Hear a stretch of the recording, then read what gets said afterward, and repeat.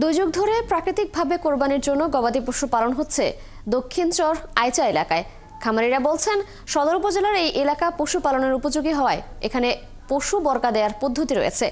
একটি পশু কোরবানির উপযোগী করতে 6 থেকে 7 মাস সময় নেন খামারিরা। বিধান সরকারের প্রতিবেদনে ছবি তুলেছেন জসিমউদ্দিন।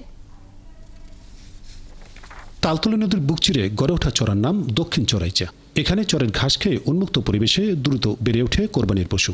ফলে এখানকার পশু বেশি দামে বিক্রি হয়। 6টা গরু পালি, হয়তো 6-7 মাস গেলেই আমাকে একটা গরু দ্বিগুণ লাভ হয়। ছোট গরু কিনিয়া চরের ঘাস টুটা খাওয়াইয়া পালছি 6-7 মাস অধিকনে পালি, এতে প্রায় ডাবল, অনেকের গরুতে ডাবলই হয়ে যায়। এখানকার নারীরাও গরু পালনের সঙ্গে যুক্ত।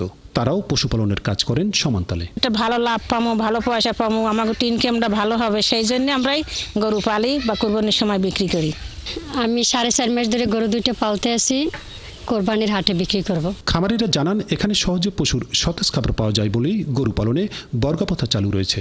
যে কেউ এখানে বর্গাদারের কাছে পশুপালনে বিনিয়োগ করতে পারেন।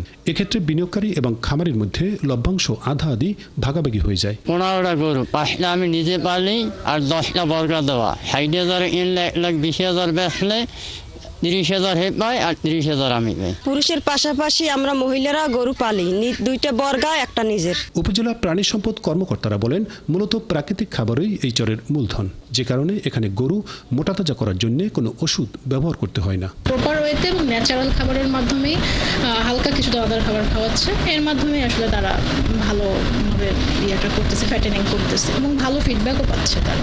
দক্ষিণ চরাইচায় এবারও কোরবানি উপযোগী প্রায় 400 ষাঁড় তৈরি হচ্ছে, যার বাজার মূল্য প্রায় 5 থেকে 6 কোটি টাকা।